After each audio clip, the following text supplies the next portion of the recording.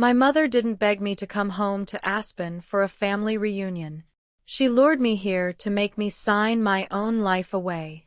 I'm Jasmine. I'm 30, and I hunt financial criminals for a living. And yet, I was foolish enough to walk straight into this house. The blizzard outside was screaming, but the silence in the living room was far more lethal. I shook the snow from my coat, a bottle of vintage wine clutched in my hand, foolishly hoping for a hug. Instead, my father, Marcus, shut the front door behind me, locked it, and slipped the key into his pocket. My mother, Eleanor, didn't greet me. She simply pushed a thick legal document across the mahogany table.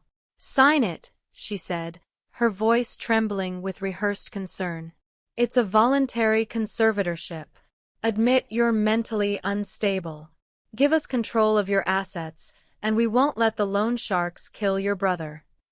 My brother, Caleb, sat in the corner, scraping dirt from his fingernails with a hunting knife, smiling. They thought they had cornered a defenseless daughter. They forgot they were sealing themselves inside with a forensic auditor who had already purchased their debt. Have you ever realized your family wasn't your safety net, but your predator? Tell me in the comments. I didn't scream. I didn't beg. I stared at the 3 pages meant to erase my freedom, and a laugh bubbled up in my throat. It was cold and sharp, echoing off the high ceilings. My mother flinched as if I'd struck her. She expected tears. She expected the frightened girl who once hid in her bedroom while my father raged. She wasn't prepared for the woman who had spent the last decade dismantling corporate fraud. I walked to the fireplace, logs snapping against the winter cold. "A voluntary conservatorship," I said calmly, "because I'm emotionally unstable." "Nice touch, Mom." I held the document over the flames. The pages curled, blackened, then ignited. I dropped them onto the fire and watched my name burn. "You think this is a game?"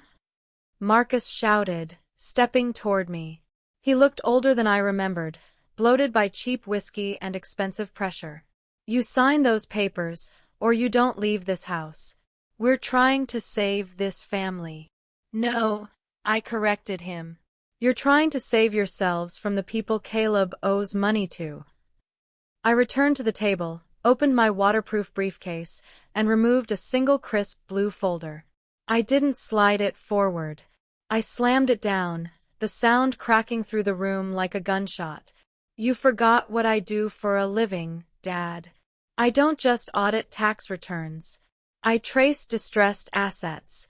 When Caleb's bookie sold his $1.2 million debt to a shell company in the Cayman Islands last week, my system flagged it. "I knew you were desperate. I knew you'd try to leverage this house to cover it." Caleb stopped scraping his nails.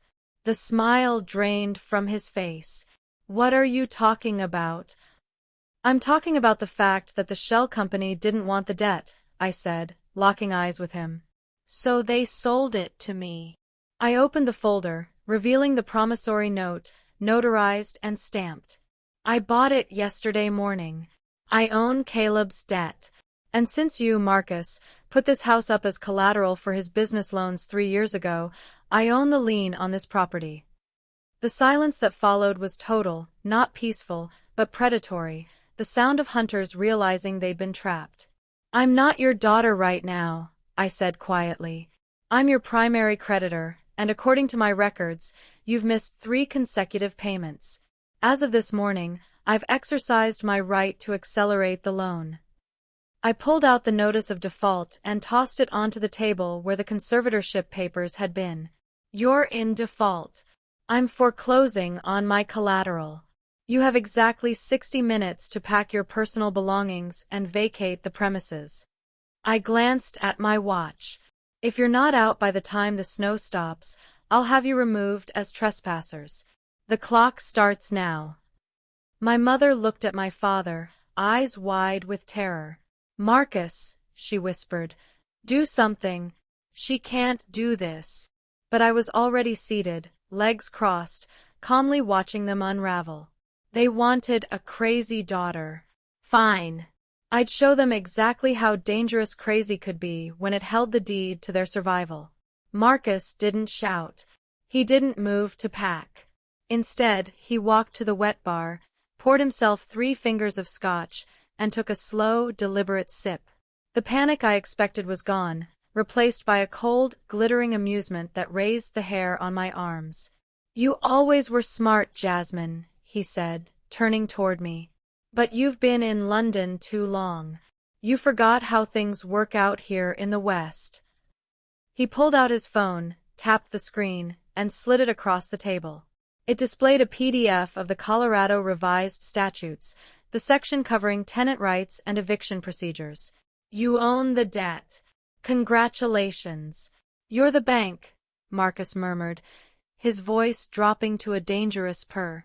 "But we're legal residents. We have established tenancy. Do you know what that means, sweetheart? It means you can't just throw us into a blizzard because you feel like it. You need 30 days written notice. Then a court filing. Then you wait for the sheriff to schedule an eviction." He leaned closer, the scent of expensive scotch and cheap cologne drifting toward me. "That takes time. About 3 months in this county. And do you know what I'm going to do during those 3 months?" I stayed silent, my hand resting near my briefcase. "I'm going to strip this house to the studs," he whispered. "I'm going to rip out the copper wiring. I'm going to pour concrete down the plumbing. I'm going to sell every fixture, every appliance, every piece of molding that wasn't nailed down. By the time the sheriff finally knocked on that door, my collateral would be nothing more than a hollow shell, worth less than the dirt it rested on." My stomach tightened. He was right. Possession was the only law that mattered in that moment, and he had it. I had the financial leverage, but he had the physical ground. I had underestimated just how much my father enjoyed burning things down if he couldn't control them. "So, here's the new deal," Marcus said, straightening his posture. "You're going to sit back down. You're going to sign those conservatorship papers. You're going to transfer the deed back to me to manage your assets. And if you do that, maybe I won't ruin you." "And if I leave?" I asked, standing. Marcus didn't answer. He simply nodded at Caleb. My brother moved with a speed I hadn't expected. He lunged to the front door, but instead of opening it, he slammed the heavy deadbolt into place, engaged the privacy lock, then pocketed the key. He leaned against the wood, arms crossed. The knife still in his hand tapped idly against his thigh. "You're not leaving," Caleb said, grin returning. "Roads are closed, sis. Blizzard conditions. It wouldn't be safe." Eleanor rose, wiping imaginary tears. She moved toward the kitchen landline, hand hovering over the receiver. "We're just worried about you, Jasmine," she said, her voice dripping saccharine poison. "You seem so unstable. You tried to run into this storm. We might have to call for help. We might have to tell them you're a danger to yourself." I glanced from the locked door to the smoldering fireplace. The trap had snapped shut. They weren't just trying to steal my money anymore. They were holding me hostage in the house I owned. They believed they had checkmated me with property law and brute force. But Marcus had made a critical miscalculation. He assumed I was playing by the rules of a landlord. He forgot. I didn't come here to be a landlord. I came here to be an auditor. And auditors always read the fine print. I stood there, surrounded by the scent of wood smoke and expensive scotch, and I really looked at them. For years, I'd seen my family through a lens of guilt. I thought they were just bad with money, just unlucky. But staring at Caleb, guarding the door like a prison warden, that lens shattered. They weren't unlucky, they were cannibals. I looked at my mother's hands, clutching the landline. Those same manicured hands had forged my signature on a $50,000 business loan when I was 22. I discovered it when I tried to rent my first apartment and was rejected because my credit score looked like a fever reading. I spent 3 years eating instant noodles and working double shifts to pay off a luxury car I never drove. While they called me selfish, they had broken my financial spine before I'd even learned to walk. But they didn't know that while I was paying off their fraud, I was learning how to detect it. They created a forensic auditor to fix their messes. And now, they were surprised that I was auditing them. 1.2 million, I said softly. Caleb laughed, spinning the knife in his palm. Yeah, big number, right? Dad said you could afford it. Said you were making bank in London. It wasn't just a number. That money was my life, the retirement I hadn't saved, the house I hadn't bought, 10 years of missed holidays and overtime compressed into a gambling debt for a brother who'd never held a real job. They were willing to lock me in this house, gaslight me, and push me toward an asylum just to keep the cash flowing. This wasn't a family dispute anymore. It was a hostage situation. And in a hostage situation, you don't negotiate with the terrorists. You find the structural weakness in the building and bring the roof down. My eyes slid past Marcus' smug face to the wall behind him. He loved his trophies, mounted antlers, photos shaking hands with politicians, and right in the center, framed in gold, his pride and joy, the business license. Marcus had always been obsessed with tax write-offs. Why pay the government when you could pay yourself? I squinted at the framed document. Peak altitude hospitality, I thought. The gears in my mind clicked. The adrenaline that had made my hands tremble went cold and sharp. Marcus was right about tenant law. Tenants have rights. They need eviction notices. They're protected. But businesses are different. Employees caught stealing from the company don't get 30 days. They get escorted out by security. Marcus thought he was shielding himself with property law, but his greed, his desperation to save $15,000 in property taxes, had built a trap right under his own feet. I looked back at my father. He poured another drink, confident he'd won, confident the blizzard and deadbolt gave him total control. He didn't see the predator in the room anymore. He just saw his daughter. You're right, Dad, I said, my voice dropping, stripping away the fear. Tenant law is very specific. I walked back to my chair and sat. I opened my laptop. But you forgot one thing, I murmured as I logged into the county database. Greed always leaves a paper trail. Marcus frowned, glass halting halfway to his mouth. What are you doing? I'm checking your employment status, I said, hitting enter. Marcus's smug satisfaction wavered. He thought I was transferring the deed back, thought he'd bullied me into submission with a deadbolt and a PDF. He sipped his scotch, ice clinking against glass like a victory bell. Smart girl, he said, voice thick with condescension. I knew you'd see reason. Family helps family, right? Just put the confirmation number on the table. When you're done, I'm not on my banking app, Dad, I said, not looking up. I'm on the Pitkin County Assessor's portal. Marcus froze. Why? Because I was double-checking the statute he had shown me, Colorado Tenant Law 13-4-107. He was correct. A primary resident in a residential home requires 30 days' notice for eviction. Ironclad. I turned the laptop so the screen faced him. The glow washed over his face, draining the color from his skin. But this isn't a residential home, is it? I said, pointing to the filing status at the top of the page. Commercial property classification. Short-term corporate rental. I stood and walked around the table until I was beside him. I could smell the fear on him now, sharper than the whiskey. You were always so proud of your tax tricks, Marcus. You bragged about saving $15,000 a year by registering this place as a business. You told the IRS this wasn't your home. It was a hotel. Peak Altitude Hospitality LLC is the legal owner of this building. Caleb stepped away from the door, the knife lowering a fraction. Dad, what is she talking about? I'm talking about your employment status, I said, scrolling down to the payroll declaration. To claim the maximum deductions, you didn't list yourselves as tenants. You listed yourselves as on-site maintenance staff. At-will employees. living on the premises as a condition of employment. Marcus slammed his glass onto the table. It's just paperwork. It doesn't mean anything.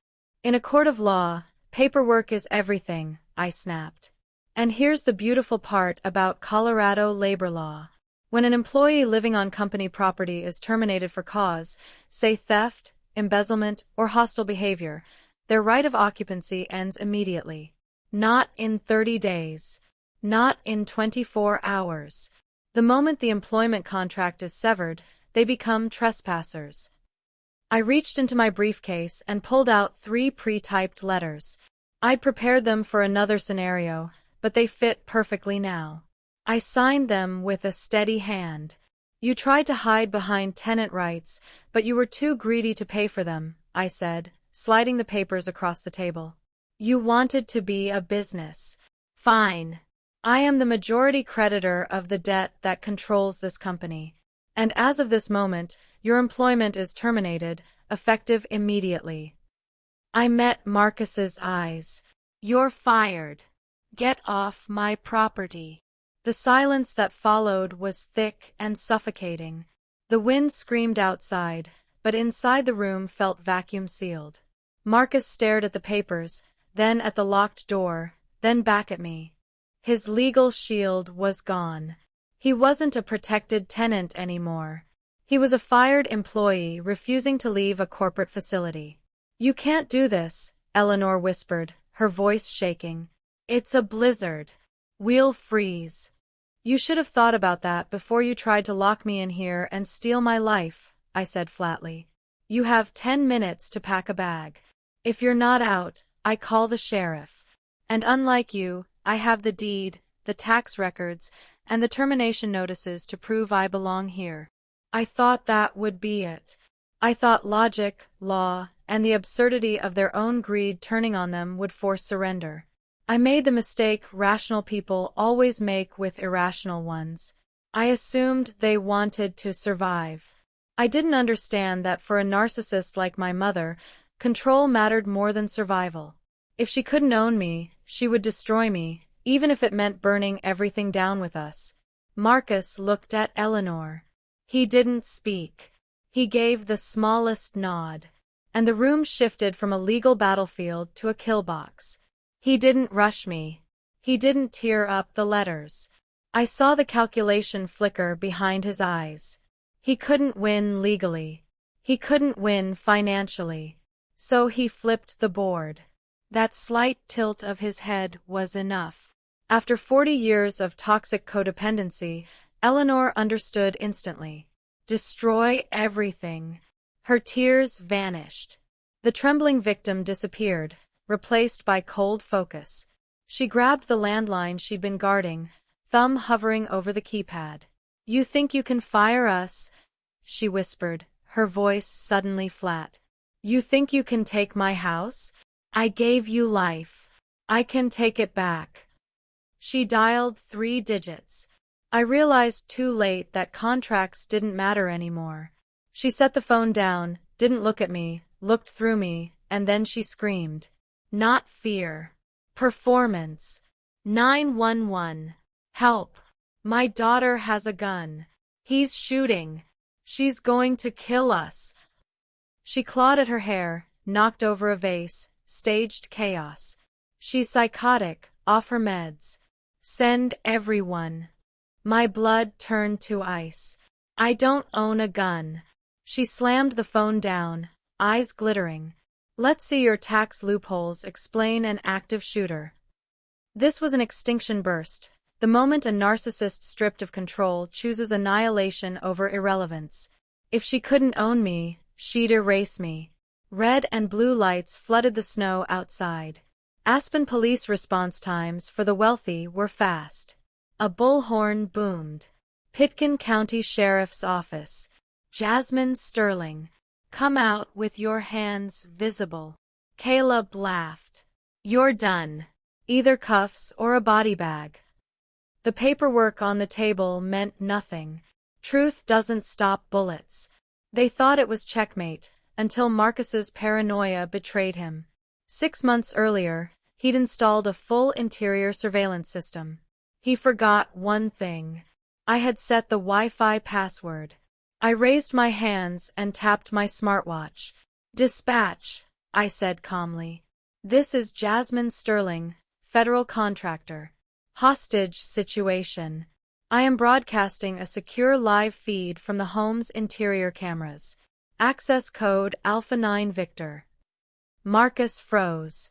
Outside, the tone shifted instantly. "Hold fire. We have visual. Suspect is unarmed. Hostiles are the male subjects." The door exploded inward. Officers surged inside, not toward me, but toward them. Marcus and Caleb were taken to the ground.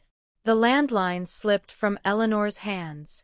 The sheriff replayed the footage, Eleanor alone, screaming about a gun, calmly staging the scene. "False reporting an active shooter is a Class 4 felony," he said. "Cuff her." As they dragged her out, she screamed my name. "I already told them the truth," I said quietly. "You just didn't think anyone was watching." An hour later, the house was silent. I ordered it sold. The proceeds went into an irrevocable trust for Caleb's abandoned children, severing the toxic line completely. Standing in the cold, I understood something simple and final. Family isn't a suicide pact.